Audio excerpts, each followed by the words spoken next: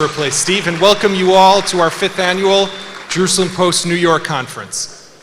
I want to say how proud I am to be handing the mantle to such an excellent editor and fine human being, like father to son. He's 20 years younger than me, Yaakov Katz. Thank you, Steve. Distinguished guests, friends, and colleagues, we have a fantastic lineup for you today.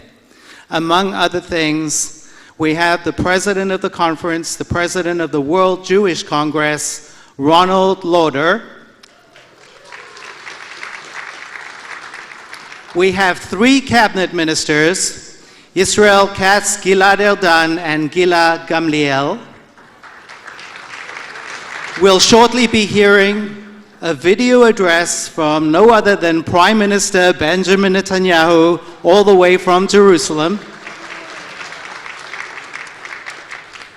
We have 3 panels, one on terror, one on BDS, and one on the economy. 2 of them, Yaakov will be moderating himself. We have some very important Jewish leaders, including 3 rabbis, Eckstein, Margolin, and Jacobs. We have Matthew Bronfman, Malcolm Honline, who is marking his 30th year at the helm of the Conference of Presidents, and Adam Milstein. We have several politicians, including Anat Berko and Elazar Stern, both Knesset members, former Cabinet Minister Gideon Sa'ar, former Chief of Staff Gabi Ashkenazi, the former head of the Mossad, Ephraim Halevi. And by the way, we also have someone named Michael Douglas, and the lovely Dr. Ruth, Israeli singer David Rosa, and my friend who will end with Hatikva, David Serrero. I can't mention everyone, obviously. We welcome you all, each and one of you. It's no secret that today Israel and the new government being formed as we speak, or we'll see the outcome of these talks that are taking place, how it will be formed, faces some daunting challenges.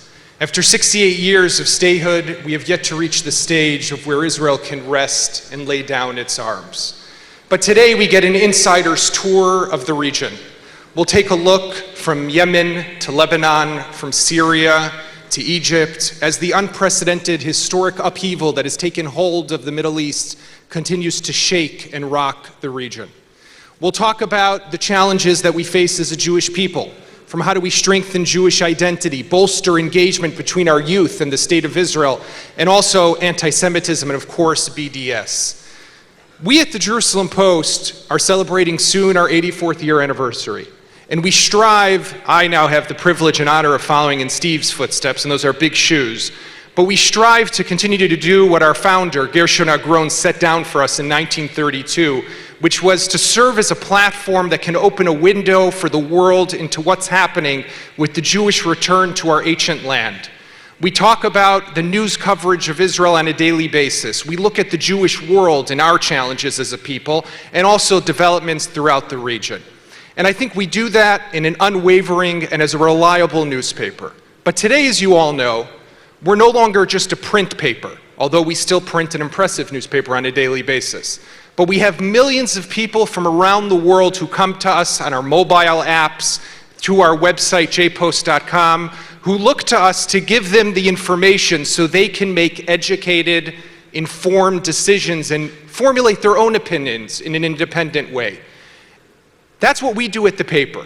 We provide you with opinions and commentary, insightful and thought-provoking, from across the spectrum, from the left and from the right. Some you'll agree with, and some you won't. But we want you to be able to make your own decisions about these tough, critical, and key issues. The same applies here today. We'll hear from speakers from across the spectrum. Some you'll agree with, and some you won't. But I urge you all to please be understanding, to open your minds, to be patient, and most important, to be respectful. Lastly, I'd like to thank the two people who make this conference possible. To Ronit Chassin Hochman, she's sitting here in the front, our dedicated CEO of the newspaper, who I have the privilege of working side by side with in making sure that the Jerusalem Post continues to be what you come to us for, a reliable, objective newspaper, and also to look to the future as we grow as a platform. And also to Eli Azur, the newspaper's owner, who joins us this morning, who without him this all would not be possible. I now invite you to sit back for a moment for this short film.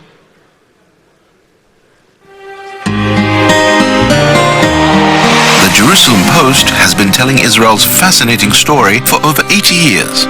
We were there during the British Mandate, at the time of the Declaration of Independence and the establishment of the state.